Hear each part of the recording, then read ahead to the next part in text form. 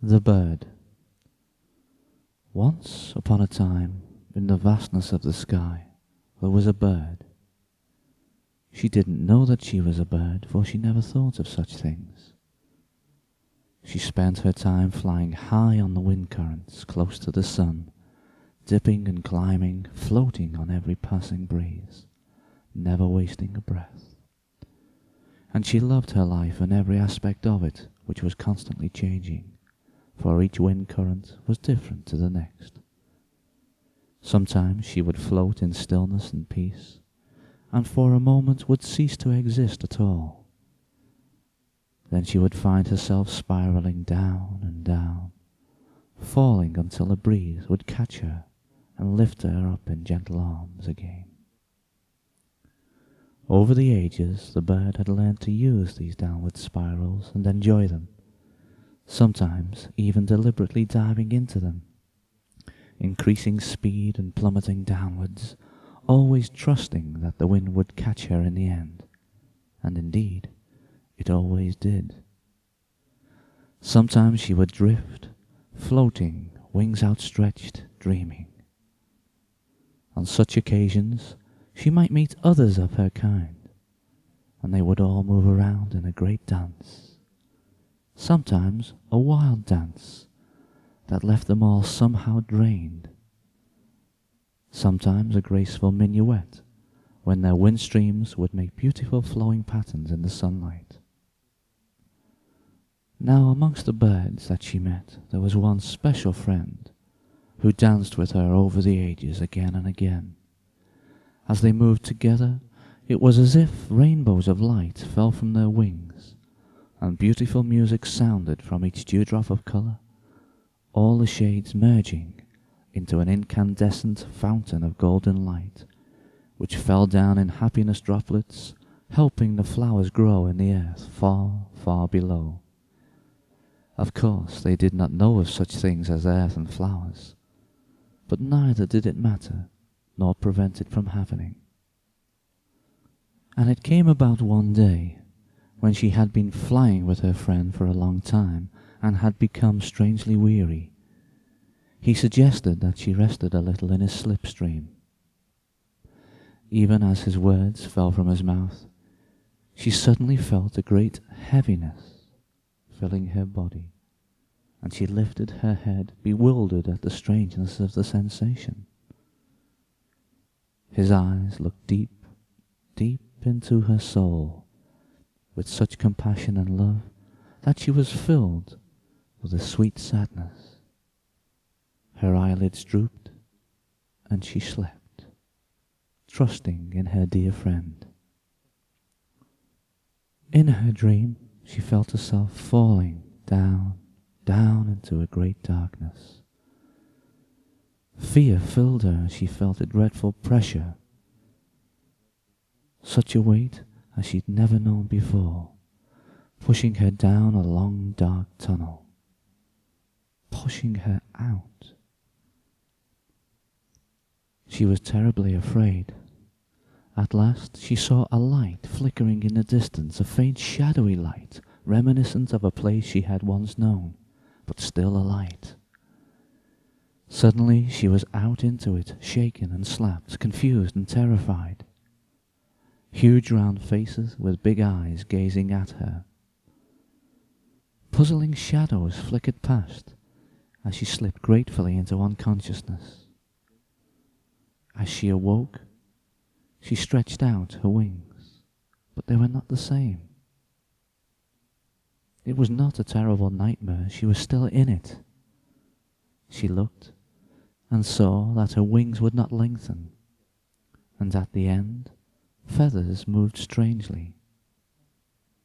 She cried out, and the faces above her looked at her with love, a pale reflection of that special other love that she had known. Every time she explored and moved these little hands, for that is what they were, and cried out, the beings above her smiled, and she saw in her eyes the memory rapidly failing but familiar of her special friend. and she tried to repeat these actions. And as the time passed, she found herself learning new and ingenious ways to cause these beings to smile and to love her. The memory of her special friend faded gradually over the years, as did the memory of her time as a white bird, although she was reminded sometimes with vague longings.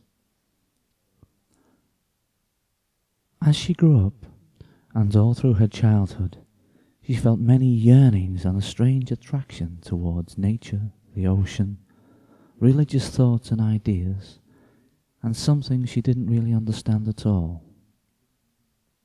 As she grew into a woman, she heard words, read books, and met people who reminded her of who she really was and where she had come from. She began to read and practice meditation when she could become that special bird once again. And one day there came to her a being to whom she felt very close. He felt very comfortable and familiar, and his eyes held a strange message, an elusive dream of something long ago forgotten, a deep sweetness from other times.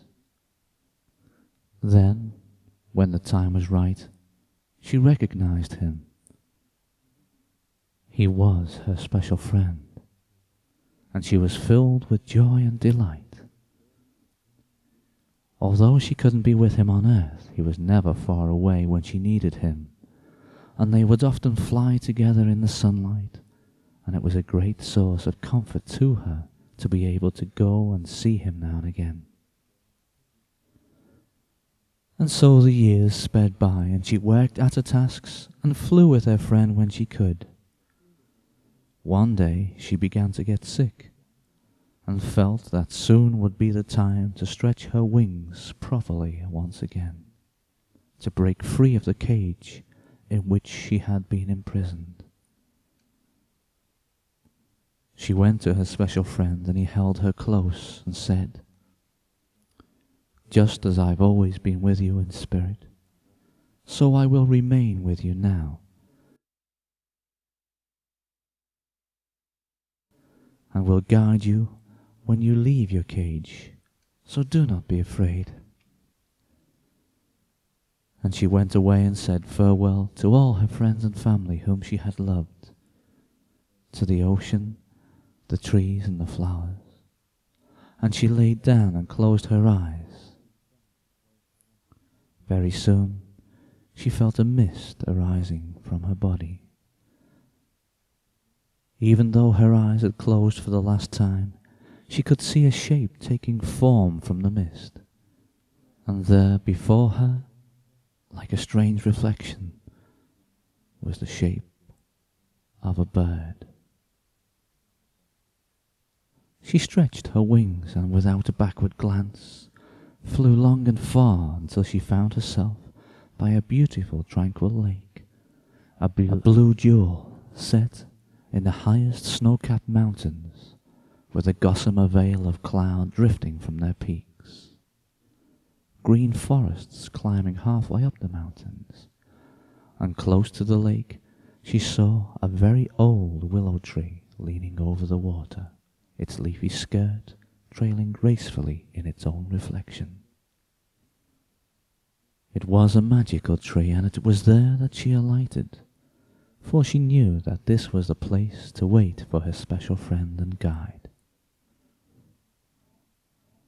She rested on a branch in the sunlight, quiet and still, and as the sun began to set behind the mountain, painting the sky with the softest pastels of lilac and blue, a shape drifted down like a snowflake from the mountain top, and she knew who it was, and was glad to feel that sweet warmth filling her heart once again.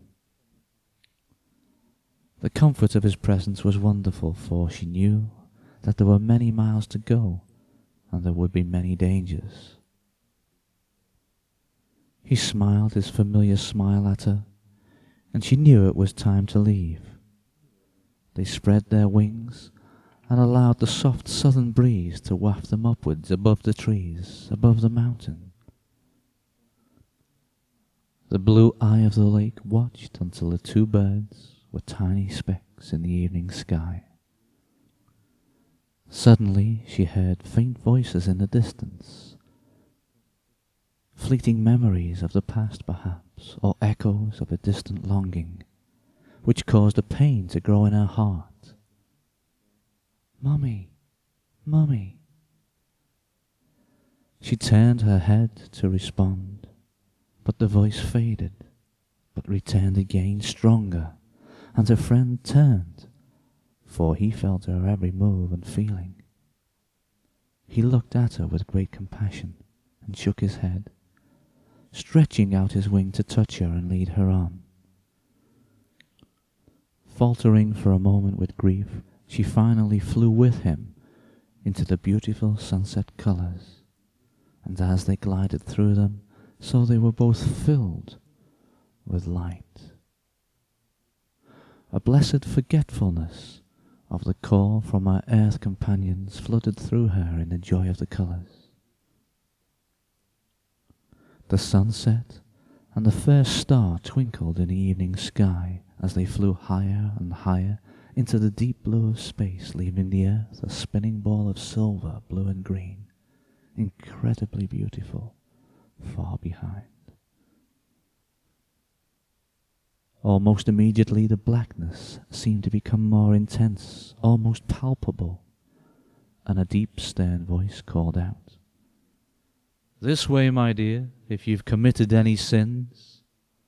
This is the way to repay those people you've hurt, where you can be purged with cleansing fire." The bird seemed to crumple, feeling the intense weight of the blackness as she remembered the people she had hurt. Blinded with guilt, she turned on her wing, and her friend noticed she was limping behind, and quickly plunged down after her, wrapping her in his great pinions, saying, "No, no, little one, not that way, it's a trap. Don't you know after all these years and my teaching?" He carried her in his wings, soft and warm, until she felt the comfort of him. At last, peeping from between his feathers, she saw once again that the stars were twinkling, and realized that the blackness she had felt was within herself. The universe was, as it always was and would be, quite beautiful and perfect. They flew onwards higher and higher, and deeper, and then it seemed to her that she saw out of the corner of her eye, accompanying them, elusive flickerings of light, which, when she turned her head, disappeared.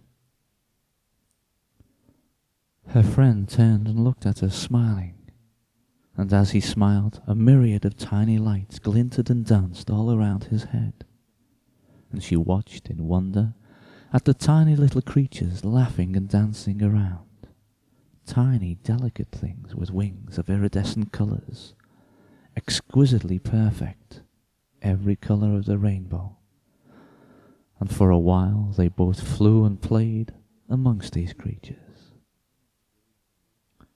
Then appeared a castle made up of stars. It shimmered into solidity, marble towers stretching to eternity, mosaics of jade and precious stones, and gardens tumbling from one galaxy to another, filled with the most beautiful flowers, wild rambly places with huge trees and branches spreading out to forever, fountains of the freshest, coolest spring water. "Don't drink," said her friend as she fluttered to rest, overwhelmed with the beauty of the place and the delight of the iridescent creatures. She asked, "Why have they asked us to stay here and to be with them? Look, come here." Excitedly, she flew over to a wall, and outside was the ocean rolling onto a beach. Riding on the white horses of foam sat the Undines, graceful, beautiful creatures with fishy tails and long flowing hair, calling, "Come and stay with us, play on the ocean waves, feel the sea in all its moods." The sea breeze blew through her feathers, and the wind sylphs laughed with joy as they lifted her up. "Now, little one," said her friend, "we must leave, for if you once taste of the delights of these little beings, you may fall asleep and dream another dream of being one of them, and this is not your place. Come with me now, as the sylphs bear us up on high. Close your eyes and soar as high as you can." She followed his words, and suddenly they both found themselves in deep space again. The castle had disappeared, and all that was left was its shape vaguely outlined in the twinkling stars. Together they flew on, and although the journey was long, it did not seem wearisome. A beautiful radiance seemed to spread across the horizon, as if it were the beginning of a new day. The stars faded one by one, and they flew on into loveliness. His wings guiding her onwards were now shot through with the colours of the sky, and he was almost transparent. It was as if the beauty of the colours vibrated in a song, and a great wonderful sound arose containing all the colours of the universe, working for and merging with each other in a great dance. And out of the harmony of colours and sounds seemed to rise vague shapes of enormous and graceful beings who smiled on the two birds. One held out his hands, and the birds landed on his palms. "This is a place for us to rest," said her friend. "You may stay here for a while, for I have things to discuss with one of these beings." As he spoke, he spread his wings and appeared to change and grow bigger until he took the same shape as them, his great pinions rising now from his shoulders, his body flowing gracefully with all the colours of the rainbow. And they walked together with his friend until a light caused them to disappear entirely. She rested a while in the peace of loving him, and in her dreaming she saw all the aspects of her life on earth pass, people she'd loved, places she'd been to, her own actions and feelings, the precious times she had shared with her friends on earth. Suddenly a great sadness filled her being, and she longed for her friend to return, and as always, when she needed him, he appeared. "Time to go, little one," he said. They smiled their thanks to the great being, who lifted his hand into the heavens and let them fly away on the updraft of his breath. And now began a change in feeling. Her friend said, "Those were the great angels who helped mankind. You may choose to grow through the angels when you are ready." Ever onward they flew, until even the stars grew scattered and few, but one remained, the star they had been heading for from the beginning.